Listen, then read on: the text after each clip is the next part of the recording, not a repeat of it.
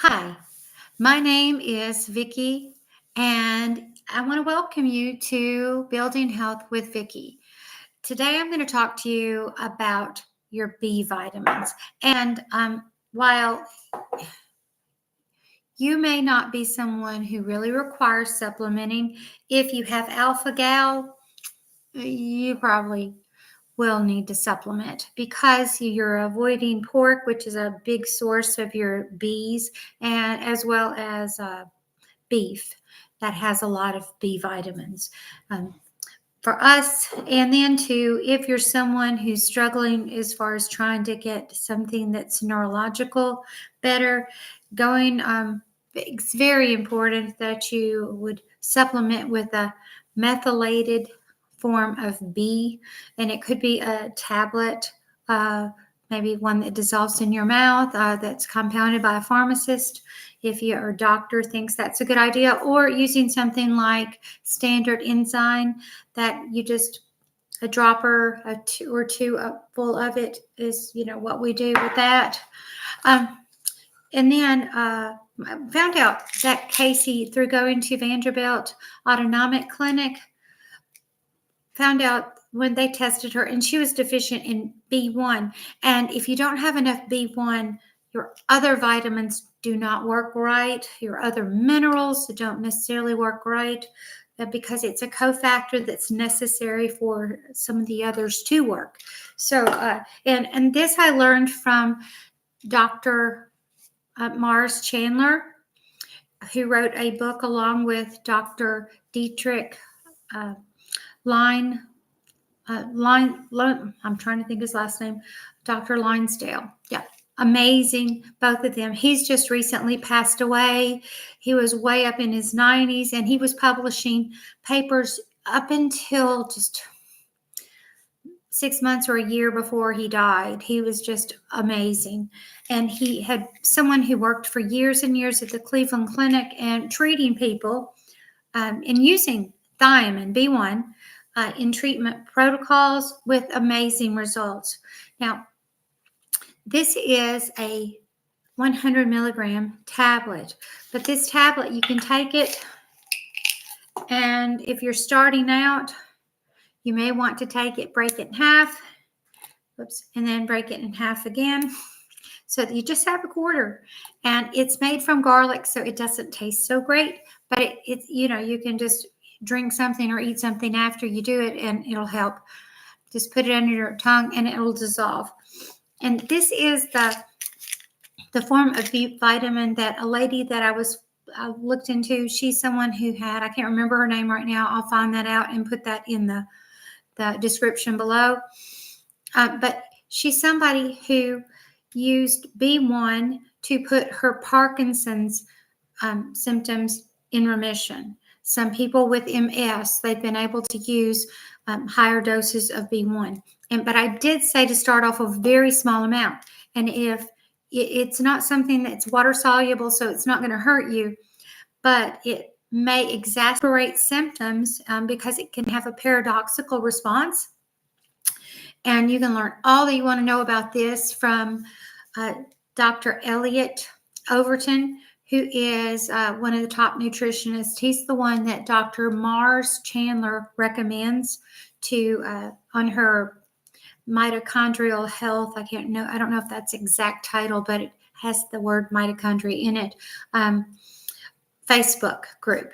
And so that's something that you'll want to remember to go super slow. If you don't, it can make I have issues with carpal tunnel-like symptoms or peripheral nerve issues. And if I use this, it goes away. But if I overdo it, it could exacerbate it initially until your body gets used to it. And he explains all that.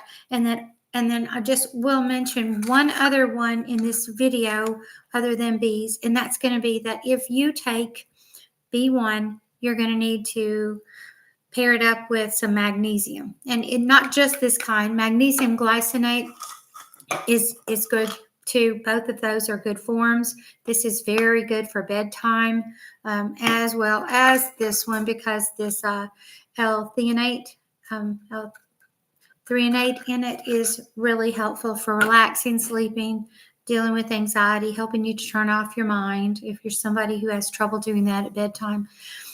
But B1 can cause a demand for more magnesium, so you want to keep that in mind as you are taking it. And all the details on this EO Nutrition YouTube videos, that's where Elliot Overton is a nutritionist who goes around training doctors on nutritional protocols for using thiamine, among other things.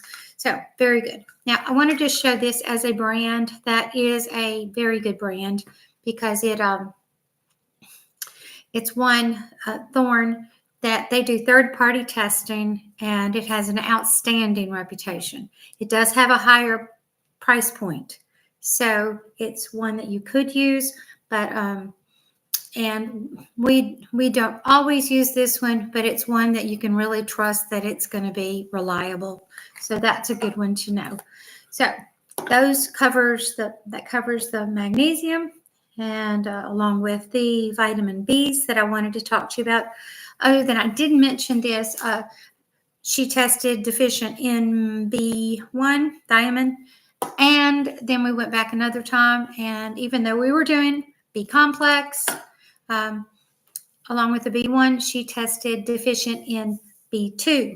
So she also supplements with additional B2. I've got to order some more. We just ran out. So just want to mention the B's today to you. And a great book to read is, I can't remember the title, but it has to do with using high dose thiamine, B1, for treating various diseases and illnesses with amazing outcomes for a lot of people. It doesn't work for everyone, but for those people it has helped. It has been pretty miraculous. So something that you might want to check out.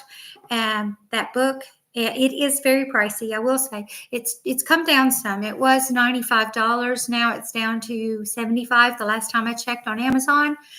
But if you're a doctor or you have a friend who is a doctor, that would be one that would be worthwhile gifting to them or, showing them, because it is outstanding. But it works also for a layperson because each chapter had a case study, so you could really follow along and see the story.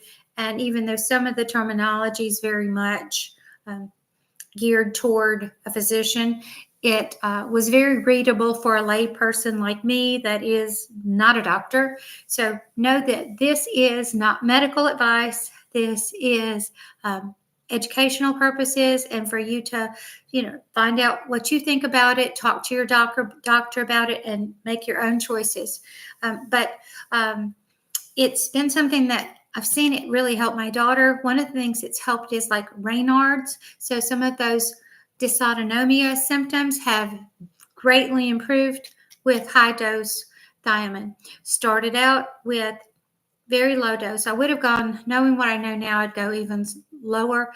Started out at 100. I think that was too high for her and if you are deficient, you're going to have worse paradoxical responses to it. Some of your symptoms could be worse when you start taking it. So you'll want to gradually work into it. So knowing what I know now, I'd start with no more than 25 milligrams, according to what I've learned from Elliot Overton at EO Nutrition. So that's just my opinion from what we've experienced, because she felt pretty flu-like for the first 2 weeks when she started. And I think we could have skipped that if I had started at a much lower dose. So just a word of caution with that.